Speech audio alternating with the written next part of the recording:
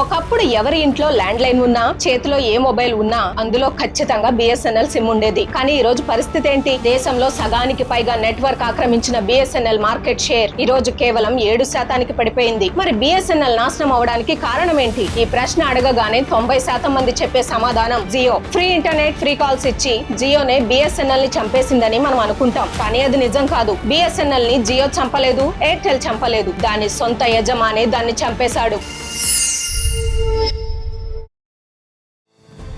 2005వ సంవత్సరం బిఎస్ఎన్ఎల్ అప్పుడు peak stage లో ఉంది. సంవత్సరానికి 10,000 కోట్ల రూపాయల లాభాలు, అక్షరాల 30,000 కోట్ల రూపాయల క్యాష్ రిజర్వ్స్. అప్పటికే దేశంలో 21% వైర్లెస్ మార్కెట్ షేర్ వారిదే. అమెరికాలో వెరెజాన్, AT&T లాంటి కంపెనీలు ఎంత పెద్దవో ఇండియాలో అంత పెద్ద సంస్థగా ఎదగాల్సిన కంపెనీ మన బిఎస్ఎన్ఎల్. కానీ పతనం ఎలా మొదలైందో తెలుసా? 2007వ సంవత్సరం. సరిగ్గా అప్పుడే ఇండియాలో స్మార్ట్ ఫోన్ల విప్లవం రాబోతోందని, మొబైల్ వాడకం విపరీతంగా పెరగబోతోందని బిఎస్ఎన్ఎల్ కి అర్థమైంది.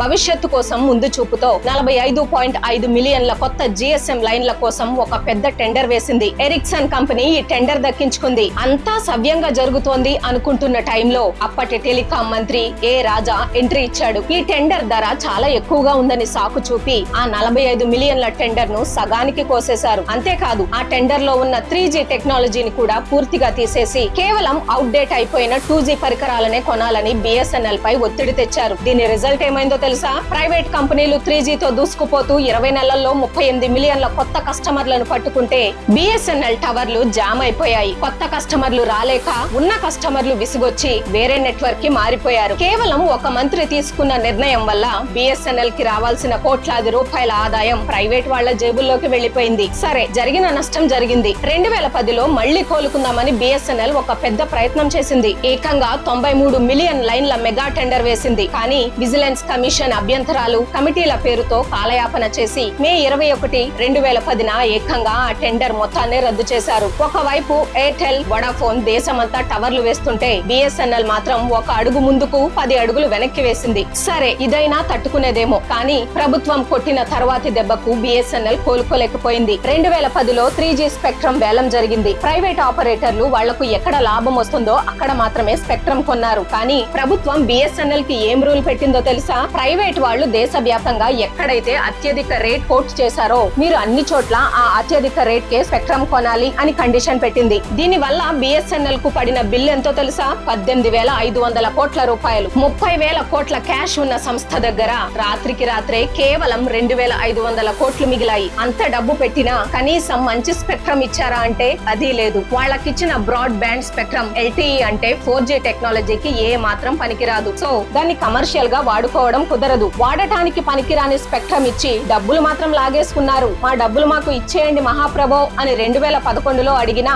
ప్రభుత్వం ఇవ్వలేదు. దాంతో ఏటా 6,000 కోట్ల నష్టాల్లోకి కూరుకుపోయింది బిఎస్ఎన్ఎల్. ఇక 2016 సెప్టెంబర్ లో జియో ఎంట్రీ ఇచ్చింది. ఫ్రీ ఇంటర్నెట్, ఫ్రీ కాల్స్ అందించి టెలికాం రంగంలో పెను సంచలనం సృష్టించింది. దాంతో ప్రైవేట్ ఆపరేటర్లు వెంటనే 4G కి మారారు. కానీ బిఎస్ఎన్ఎల్ మారలేకపోయింది. దానికి కారణం 10 ఏళ్లుగా టెండర్లు రద్దు చేయడం, ఉన్న డబ్బంతా లాగేసుకోవడం వల్ల బిఎస్ఎన్ఎల్ దగ్గర 4G కి మారే టెక్నాలజీ లేకుండా పోయింది. అప్పటికి బిఎస్ఎన్ఎల్ దగ్గర 2G, 3G తప్ప ఇంకేమీ లేదు. జనాలు వాట్సాప్, యూట్యూబ్ వాడుతుంటే బిఎస్ఎన్ఎల్ కస్టమర్లు మాత్రం ఇంకా కాల్ డ్రాప్స్, స్లో ఇంటర్నెట్ తో బాధపడాల్సి వచ్చింది. అందుకే మనం ముందు చెప్పుకున్నట్లు జియో వచ్చాక బిఎస్ఎన్ఎల్ పతనం కాలేదు. 10 ఏళ్లుగా బిఎస్ఎన్ఎల్ కి లోపల పట్టిన క్యాన్సర్ ను జియో బయట పెట్టిందంతే. పోనీ ఇప్పుడేమైనా స్వేచ్ఛ ఉందా అంటే జియో, ఎయిర్టెల్ లాంటి వాళ్ళు నోకియా, ఎరిక్సన్, సామ్సంగ్ లాంటి విదేశీ ఎక్విప్మెంట్ వాడుతూ 5G స్పీడ్ తో వెళ్తుంటే బిఎస్ఎన్ఎల్ మాత్రం ఖచ్చితంగా ఇండియాలో తయారైన టెక్నాలజీనే వాడాలి అని ప్రభుత్వం రూల్ పెట్టింది. అంటే ఒక రకంగా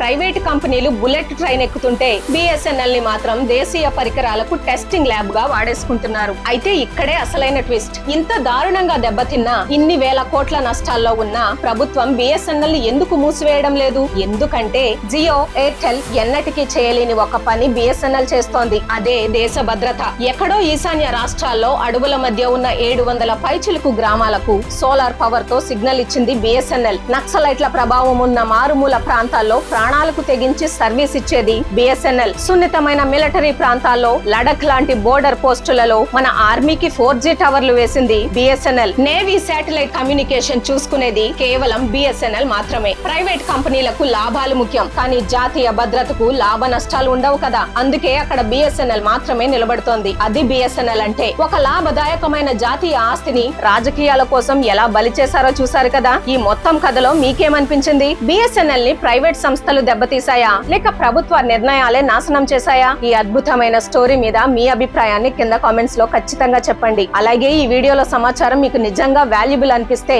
ఒక లైక్ కొట్టి ప్రతి ఒక్కరికి షేర్ చేయండి. జై హింద్.